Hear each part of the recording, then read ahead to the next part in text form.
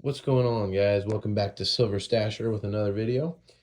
Today I want to just go over quickly one of the biggest purchases I have made to date and why I decided to make that purchase. You're looking at it, the elephant in the room right in the middle. I'll get into that, but I went to the store and I had to pick out these pieces, and I have a reason for it that I'll let you know about in the video. Thanks for watching, guys.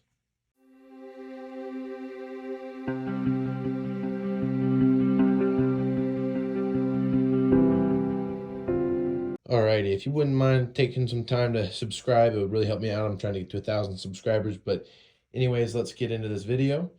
The first thing I want to go over, and the main purpose of this video, is to show one of the new pieces I added to my collection. So it's a 1/4 ounce of gold, and it's a commemorative USA Indian head half eagle, $5 1909 coin. So this coin is 1909, and it's 90% gold and 10% copper, but it comes out to just under 1/4 of an ounce. Why was I so crazy to buy this when gold is at an all-time high, which I'll put the price on the screen today? So the reason I bought this is, number one, I bought it at a lower premium than I would have bought a Gold Eagle or a Maple Leaf Gold. Also, another reason why I bought it is because of the fact that it was an actual coin. The person who works or owns the coin store that I went to explained to me that when gold is doing really well, this goes up in value because it goes up with the price of gold. But when gold starts to decline and actually not do so well, this either goes up in value or stays and maintains its value pretty well because of the fact that it is an actual coin that is collectible as well. So not only am I paying for the actual gold value, but I'm also paying for the collectability of it. So I was definitely a little bit against more of the commemorative coins at first because they don't, they're not 999 fine, if you call it, but they are, in my opinion now, more of an interest for my collection. So I just like it because it's the balance between the bullion and numismatics, which is often overlooked by people who, are new into stacking, including myself. So anyways, that's that. I'm going to get back to that in the future, but let's go into the 4 American Silver Eagles that I bought. So these are all 2025s. The reason I bought Silver Eagles, 4 of them, is because they're, obviously the most recognized silver bullion coin in the United States, which means that they're very easy to sell and liquidate when the time comes.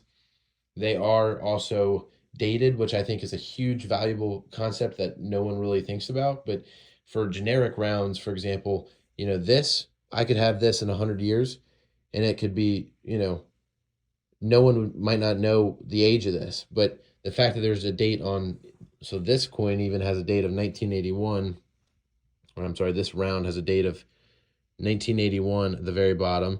And I think that does add a little bit of value to collectors because they want to know how old their silver is. So another reason I bought the Silver Eagles are because they're always in demand. Everybody wants them. They're an actually U.S. minted coin, and I have heard people talking about there's a possibility that we won't be using or minting coins anymore in the 10-year future or so. So anyways, I think that those are a great collectible. If you don't have the 2025 years, I would recommend picking them up because they just came out. So anyways, so that's that. So these are all my 2025 Silver Eagles.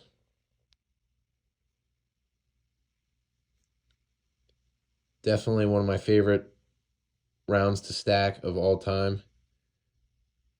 They just look very nice and they're obviously very collectible. All right, so now into all of the junk silver. So I've gone over this before, but the fractional silver is easy for, some people are into the bartering side of stacking, but not necessarily me.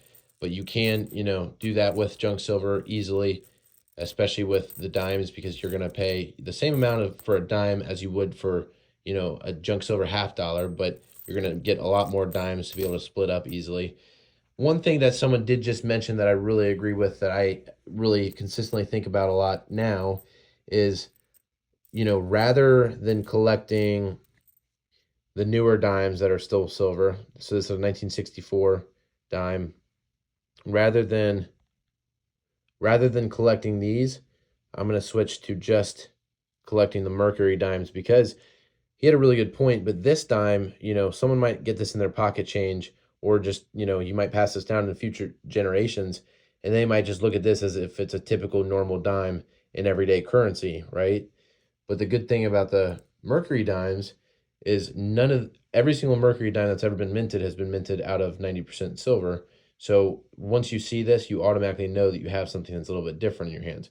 You're not going to get it confused. And I actually, after thinking about it, do think that that adds a little bit of value to the coins. So from now on, I'm going to try to find Barber dimes if I can, or, you know, stick to the Mercury dimes. But again, I do think that in terms of junk silver, the dimes are one of my favorite things to collect, because I've said this in the past videos, but it's really easy to go out and buy, you know, 4 or 5 dimes at a time, but it's not always easy to go out and buy, you know, 1 or 2 of these. So you can really start your collecting journey with the dimes much easier than even with the Silver Eagles, because, you know, for $40, which is what I pay about, those are gonna, you know, take your money a lot quicker. So that's a little bit about the dime.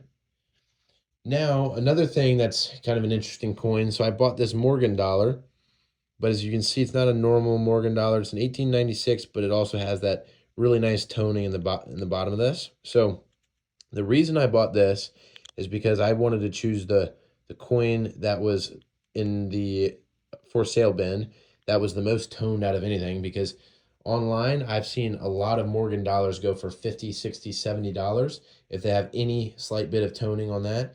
And I've seen a lot of those coins go for a premium. So I decided, you know what, if I go out to a coin shop and see them in the future that are toned, but still going for the same price that I might pay for, you know, a normal one that's not toned, I'm gonna go ahead and get the toned one, because at the end of the day, I think it's nice to be able to sell it at a premium if I do choose to do so.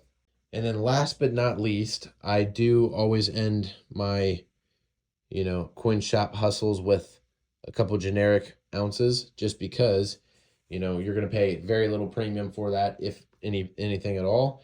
And these ones that I got in particular are toned in old vintage premium or vintage rounds.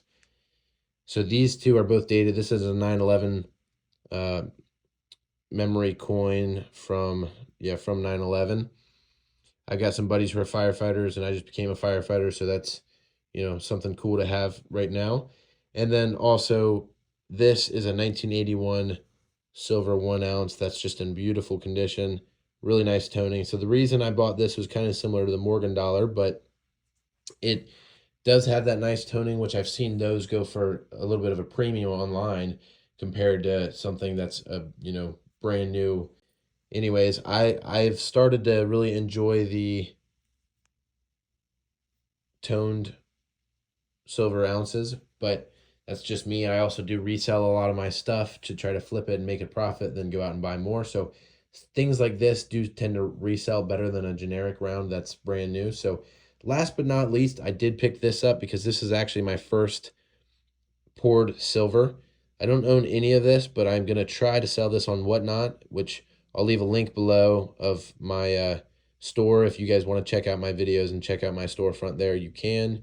Otherwise, you know, if you just watch my videos, that really helps me out as well. But if you do want to watch some Whatnot sales go on, then you are more than welcome to check that out in the description of this video. But anyways, I don't own any 1 ounce silver that's poured, so this is my first bar that I've ever bought.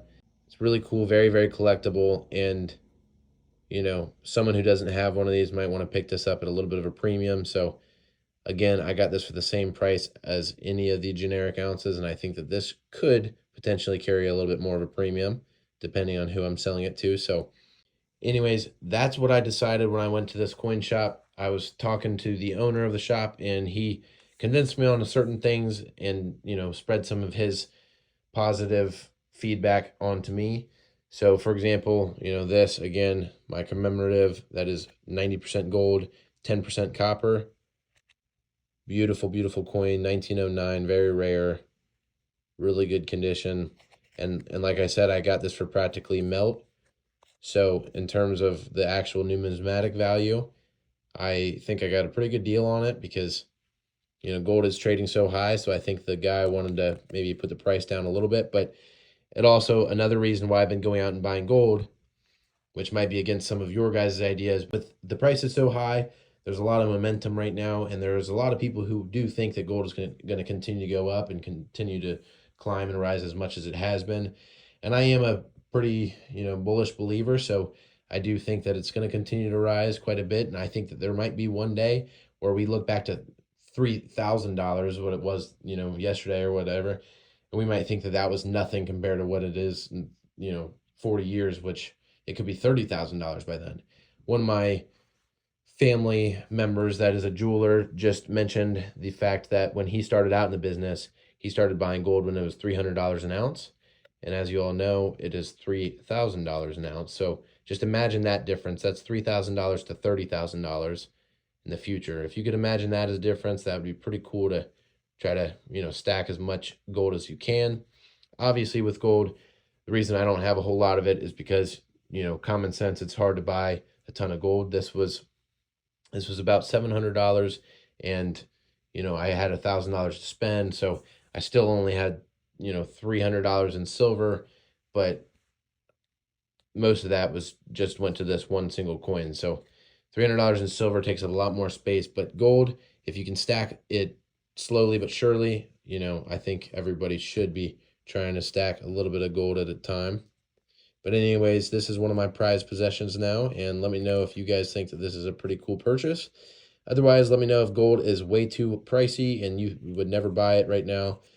I'm curious to hear both sides and both perspectives, but I still think that gold is a very good purchase, even at this very bullish price. I know it just reached an all-time high, but you know what? It could reach another all-time high in 2 weeks. So thanks, guys, for watching this video. I will leave some links to my stuff in the description. If you wouldn't mind, like I said in the beginning of this, I'm a new YouTuber, so if you wouldn't mind subscribing, that would really, really, really, really help me out.